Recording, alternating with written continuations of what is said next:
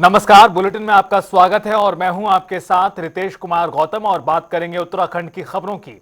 देहरादून में उत्तराखंड हथकरघा एवं हस्तशिल्प विकास परिषद ने राज्य स्तरीय प्रदर्शनी का आयोजन किया। कार्यक्रम में विभिन्न स्टॉल का अवलोकन किया गया और उत्कृष्ट प्रदर्शनी और कलाकारों को पुरस्कार भी बांटे गए। आपको बता दें कि यह आयोजन स्थानीय कारीगरों और हस्तशिल्प उद्योग को प्रोत्साहित करने और उनकी कला को राज्य और देश भर में पहचान दिलाने के उद्देश्य से आयोजित हुआ, जिसमें मुख्यमंत्री पुष्कर सिंह धामी के साथ सूबे के राज्यपाल भी शामिल हुए।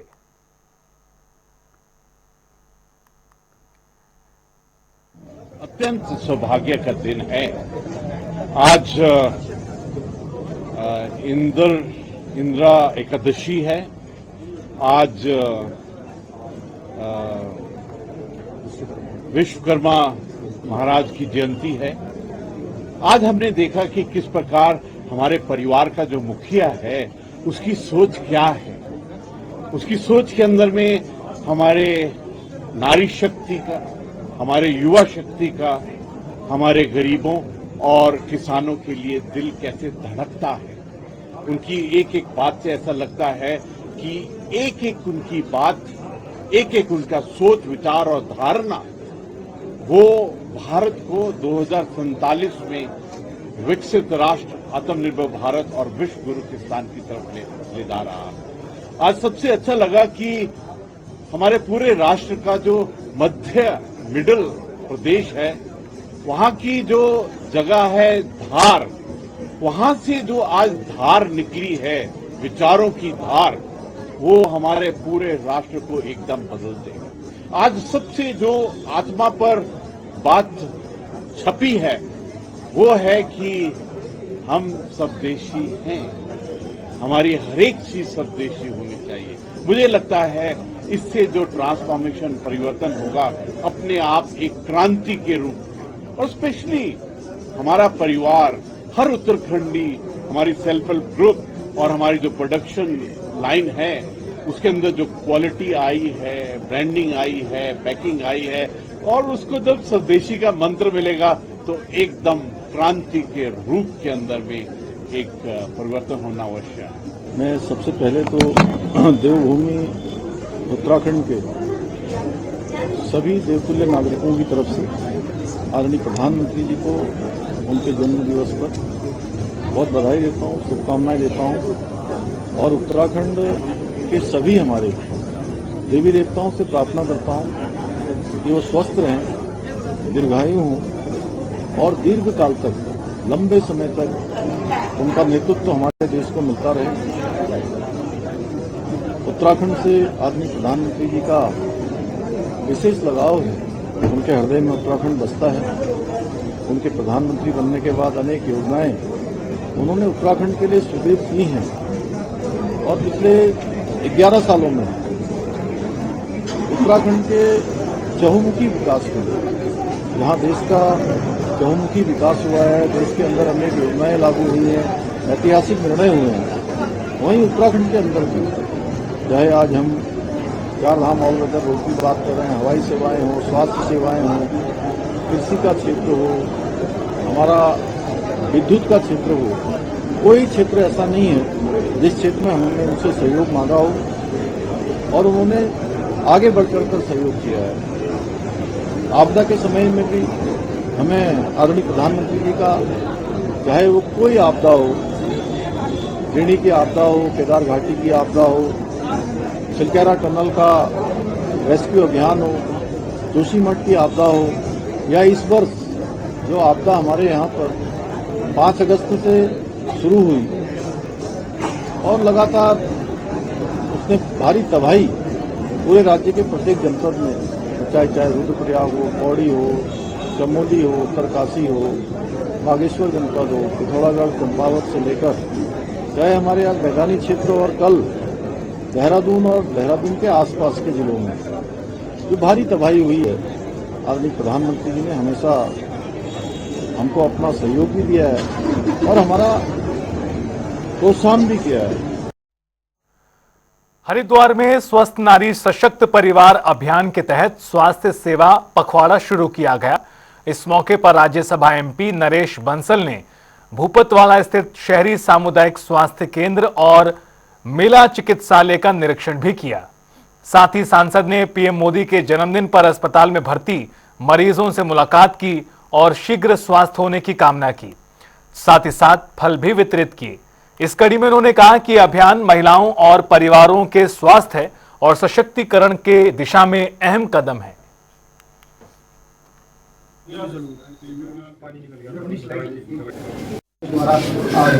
मैं देश के यशस्वी प्रधानमंत्री नरेंद्र मोदी जी के 75वें जन्मदिन पर मरीजों को मिलने के लिए आया और मैंने अस्पताल की व्यवस्थाओं का भी जायजा लिया, पेशेंटों से बात करी। सभी मरीजों ने कहा है कि डॉक्टरों का व्यवहार अच्छा है, ठीक प्रकार से चिकित्सा हो रही है, स्टाफ का व्यवहार अच्छा है और अनेक रोगियों से मैं मिला हूँ। डेंगू के रोगी भी मिले हैं और ऐसी माताएं बहनें भी मिली हैं जिनको खून की कमी है। ये आज बड़ा वो है, आज मेगा कैंप भी पूरे देश भर इसके लिए लगे हैं जहाँ फ्री हेल्थ चेकअप हो रहा है। तो मैं आपके माध्यम से ये भी अपील करूँगा कि सभी माताएं बहनें, अभी और दिन भी कैंप लगेंगे, उन कैंपों में अपना फ्री हेल्थ चेकअप कराएं जिससे उनकी बीमारियों का पता लग सके। हरिद्वार में प्राचीन अवधूत मंडल के साधु संतों ने पीएम नरेंद्र मोदी का जन्मदिन बड़े ही हर्षोल्लास और उत्साह के साथ मनाया। इस अवसर पर केक काटा गया, उनके स्वस्थ एवं दीर्घायु जीवन की कामना की गई। मौके पर महामंडलेश्वर संतोषानंद महाराज ने कहा कि इस दिन हर व्यक्ति को राष्ट्र सेवा से प्रेरणा लेकर समाज के लिए कुछ विशेष कार्य करना चाहिए। इस अवसर पर आश्रमों में भंडारे और देशभक्ति के भावना के साथ कार्यक्रम भी आयोजित किए गए। भंडारा चल रहा है, हमारे यहाँ तो हो ही रहा है और हमारे बहुत से आश्रम में हरिद्वार में सभी लोग मोदी जी का जन्म उत्सव बहुत ही धूमधाम से मना रहे हैं। और ऐसे हम लोग पहली बार नहीं कर रहे, हम लोग कई साल से 15-20 साल से जब हमारे अंदर ऐसा लगा कि मोदी जी सब कुछ है, तो हम लोग हर साल ऐसे भंडारा डेली यहाँ पर करते हैं, हर साल जन्म उत्सव में, मोदी जी के जन्म उत्सव में। और सभी से मेरा यही निवेदन है कि कोई भी महापुरुष है, उनके नाम से कोई विशेष कार्य करना बहुत जरूरी है।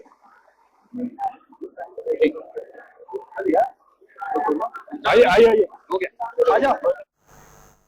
आगे बढ़ते हैं, जहां उत्तरकाशी में रंगारंग कार्यक्रमों के साथ सेवा पखवाड़े की शुरुआत हुई।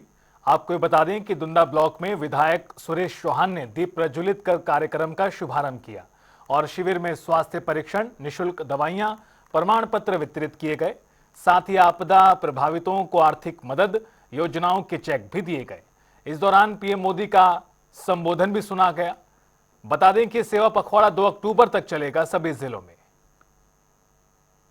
प्रधानमंत्री नरेंद्र मोदी जी के जन्मदिन के उपलक्ष्य में ये सेवा पखवाड़े का आयोजन किया जा रहा है, जिसके प्रथम दिवस पे आज हमने स्वच्छता कार्यक्रम किया है। यहाँ पे डुंडिया में मुख्य बाजार में यहाँ पे जो गंदगी थी, हम सभी ग्रामवासियों द्वारा और कर्मचारियों द्वारा यहाँ पे स्वच्छता अभियान करा गया और सफाई का विस्तारण किया गया। प्रधानमंत्री के जन्मदिन पर गंगोत्री और यमुनोत्री धाम में विशेष पूजा अर्चना की गई। इस दौरान गंगोत्री स्थित 5 मंदिर समिति और रावल परिवार ने मां गंगा का अभिषेक कर पीएम के दीर्घायु और स्वस्थ जीवन की मनोकामना की। साथ ही यमुनोत्री धाम में मां यमुना के समक्ष भी पीएम की लंबी उम्र, स्वास्थ्य और देश की प्रगति के लिए आशीर्वाद मांगा गया।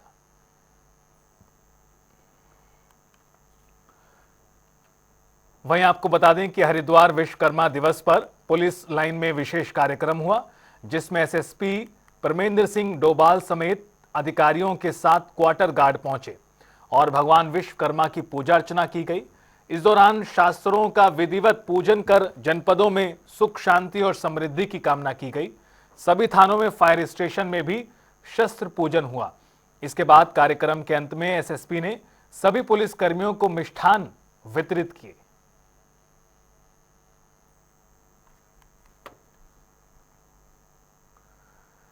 आगे बढ़ते हैं। देहरादून समेत उत्तराखंड के कई जिलों में हुई बारिश ने काफी तबाही मचाई है, जिसमें पुल और सड़कें क्षतिग्रस्त हो गई हैं। साथ ही कई घर, दुकानें, होटल मलबे में बह गए, जिसके बाद सीएम पुष्कर सिंह धामी ने आपदा पर चिंता जताई और अधिकारियों से लगातार हालात की रिपोर्ट ली। सीएम ने कहा कि राहत बचाव कार्य तेजी से जारी है और बंद हाईवे खोलने की कोशिशें भी हो रही हैं। 5 अगस्त से आई हुई आपदा धराली से आपदा का दौर शुरू हुआ। धराली के बाद पौड़ी जनपद में हमारा सैंती समेत कई सारे स्थानों पर रुद्रप्रयाग और थराली, चेपड़ो, उत्तरकाशी के श्याना चट्टी में जल भराव हुआ। बागेश्वर कपकोट के पौसारी में बड़ी आपदा आई और अभी कल देहरादून और देहरादून के आसपास भारी बारिश के कारण से बादल फटने से बड़ी जनहानि भी हुई है और हमारी सरकारी संपत्तियां, निजी संपत्तियां, सड़क, बिजली, पेयजल, दूरसंचार सभी व्यवस्थाएं इसमें बहुत प्रभावित हुई हैं। हमारा प्रयास है कि हम जल्दी से जल्दी जनजीवन को सामान्य करें और जो सेवा पखवाड़ा आज से मनाया जा रहा है, आज से पूरे देश के अंदर शुरू हुआ है, हमारे प्रदेश के अंदर भी शुरू हुआ है, उस सेवा पखवाड़ा में भी मैं सबसे अपील करता हूं कि हम जो हमारे आपदा पीड़ित हैं, आपदा में जो प्रभावित हुए हैं, जिन्होंने अपने स्वजनों को खोया है, उनके मकान से लेकर तमाम प्रकार की जो हानियाँ उनको हुई हैं, उसमें हर संभव खड़े हों, उनकी मदद के लिए आगे बढ़ें और सेवा पखवाड़ा को आगे बढ़ाएं। मसूरी में मूसलाधार बारिश से आम जनजीवन प्रभावित हुआ था। इस कड़ी में भूस्खलन और टूटे पुलों से शहर देहरादून कट गया। अब प्रशासन और सरकार ने राहत और पुनर्बहाली के काम को युद्ध स्तर पर शुरू किया है, जिसके चलते लोक निर्माण विभाग ने मुख्य पुल की जगह वैली ब्रिज बनाने का काम तेजी से किया है। साथ ही पर्यटकों और स्थानीय लोगों को भोजन, पानी और सुरक्षित मार्ग मुहैया कराया जा रहा है।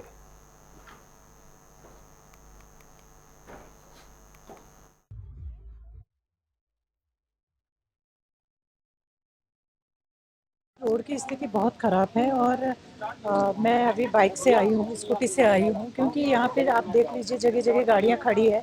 अभी भी यात्री फंसे हुए हैं क्योंकि दोनों तरफ से रोड बंद है तो लोग निकल नहीं पा रहे हैं। हमारी कोशिश है क्योंकि पूरा प्रशासन मुस्तैद है सड़क पे, सभी PWD भी लगा हुआ है, हमारा जल संस्थान विभाग भी लगा हुआ है, जल निगम को सारे विभाग लगे हुए हैं, नगर पालिका का भी पूरा स्टाफ फील्ड में है। और अभी मैं मखलेती गांव में जा रही हूँ जहाँ पे कल बादल फटा है और बहुत नुकसान हुआ है, 2 कैजुअल्टी भी हुई है। चारों तरफ से वहाँ के रास्ते भी बंद है, लेकिन कोशिश कर रहे हैं कि किसी तरीके से हम वहाँ पहुँच पाएँ, लोगों के दुख में शरीक हो पाएँ और किस तरीके की हम मदद वहाँ पे जा कर के पहुँचा सकते हैं लोगों को, ये वहीं जा कर के।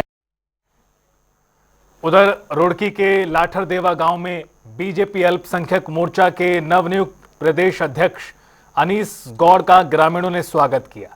साथ ही फूल मालाओं और ढोल नगाड़ों के बीच स्वागत उत्सव जैसा नजर आया। मौके पर राज्य मंत्री शोभाराम प्रजापति ने कहा कि पीएम ने सर्व समाज को सम्मान दिया है, जबकि कांग्रेस हमेशा मुसलमानों को भ्रमित करती थी और बीजेपी की योजनाओं से अल्पसंख्यक समाज लाभान्वित हो रहा है।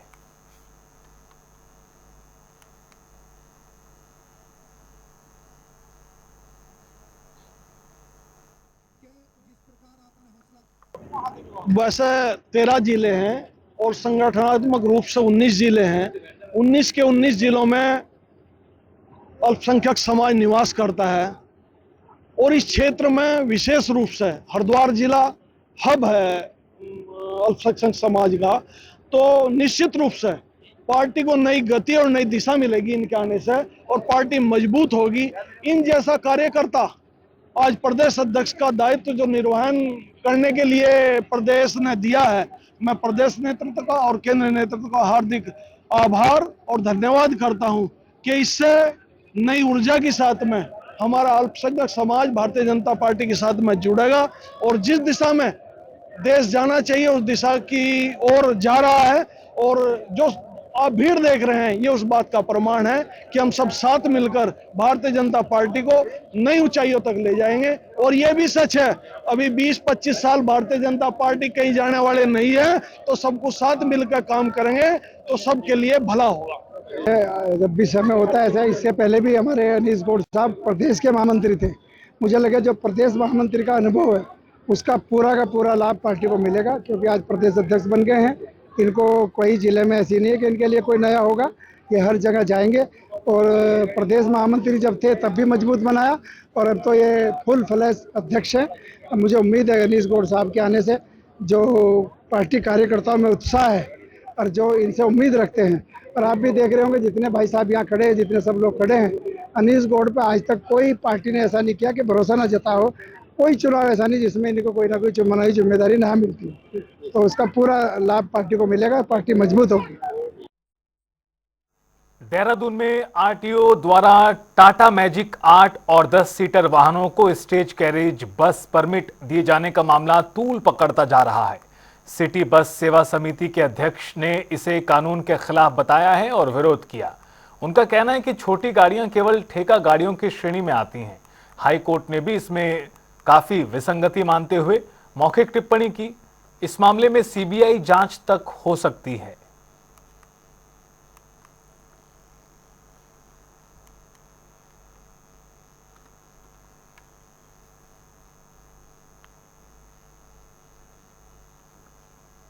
देश जानता है कि यहाँ पर जो है अधिकारी जो गलत कार्य कर रहे हैं, अगर एक अधिकारी ने कोई गलत कार्य कर दिया तो सारे अधिकारी उसी कार्य को जो है दोहराते हैं। जिसका मैं उदाहरण देना चाहता हूँ, हम पहाड़ से अगर भूटिया कुत्ता लाते हैं, अगर वो शेर की तरह है, अगर उसका नाम शेर रख दिया तो सब कहते हैं ये शेर है, जबकि उसी हिसाब से इन्होंने क्या कहा है आप खुद देखो। ये छोटी गाड़ी है, ये टाटा मैजिक है और इसको एक अधिकारी ने कहा ये बस है, तो सारे अधिकारी कह रहे हैं ये बस ही है।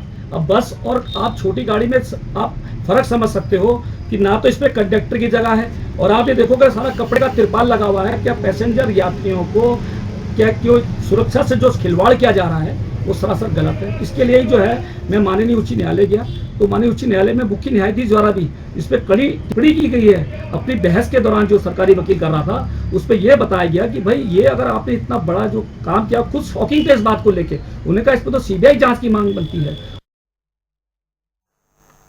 हल्द्वानी में लोक गायक बीके सामंत के नए गीत कश्मीर बॉर्डर की स्क्रीनिंग की गई। इस मातृभूमि के प्रति समर्पण और वीर सैनिकों की वीरता पर आधारित ये गीत युवाओं को सेना में शामिल होने के लिए प्रेरित करता है।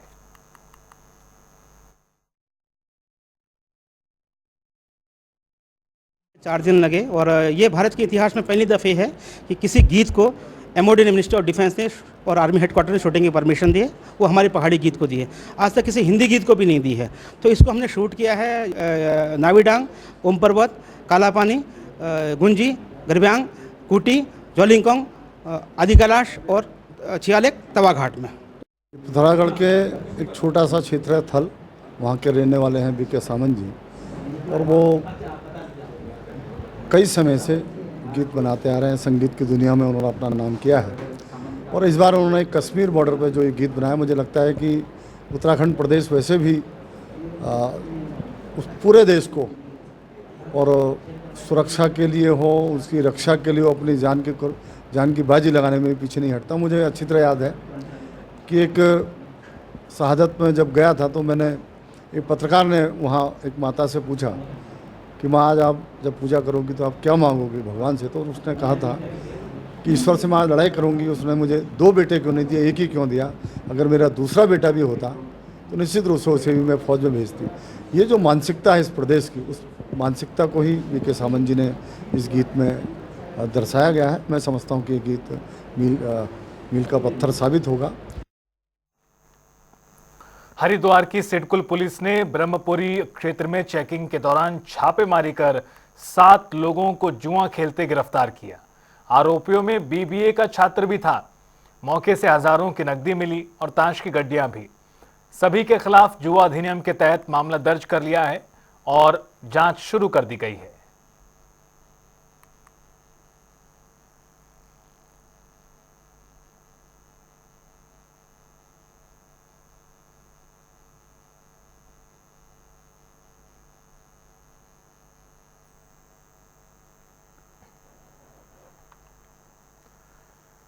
उधर बाजपुर में तहसील दिवस पर ADM ने कहा कि आम जनता की समस्याओं का त्वरित निस्तारण सर्वोच्च प्राथमिकता है। उन्होंने अधिकारियों को निर्देश दिए कि तहसील दिवस में दर्ज शिकायतों का समाधान गंभीरता से हो और समयबद्ध तरीके से हो। इस दौरान 227 शिकायतें दर्ज की गई, जिनमें से 52 का मौके पर ही निस्तारण कर दिया गया। साथ ही ADM ने कहा कि CM धामी खुद जन समस्याओं की समीक्षा कर रहे हैं। इसलिए हर शिकायत का समाधान प्राथमिकता के साथ हो। देखिए, अभी तक तहसील बागपुर अभी चल रहा है, जिसमें 150 से अधिक समस्याएं आई हुई हैं। कुछ समस्याएं नीतिगत विषय उठाई गई हैं, जिसमें बड़े बजट की आवश्यकता होती है। कहीं विद्यालय बनाए जाने की बात है, कहीं रोड के पुनर्निर्माण की बात है, कहीं नहरों की मरम्मत की बात है। तो जिनमें बजट के संबंधित प्रावधान किए जाने हैं, उनको विभागीय अधिकारियों को भेजा जा रहा है और प्रस्ताव तैयार करने के निर्देश दिए गए हैं, क्योंकि बजट की आवश्यकता है, भारी बजट की आवश्यकता है। उन्होंने बजट स्वीकृति के बाद ही कार्रवाई होगी, ऐसा हमने स्पष्ट रूप से बताया है। दूसरा, कहीं कहीं पर विभागीय समन्वय के अभाव में जो काम नहीं हो पा रहे हैं, अथवा जो तात्कालिक प्रगति के काम है और कम बजट में हो सकते हैं, जैसे नहरों की सफाई, पुलों की सफाई, नालियों की सफाई, सड़कों में गड्ढों का भराम किया जाना। बिजली विभाग की बड़ी पैमाने पर शिकायतें आ रही हैं, जिसमें बिजली के बिल ज्यादा आ रहे हैं। लोगों का कहना है कि कम यूनिट इस्तेमाल करते हैं, बिजली के बिल ज्यादा आ रहे हैं। फिलहाल इस बुलेटिन में इतना ही। आप देखते रहिए जनता टीवी।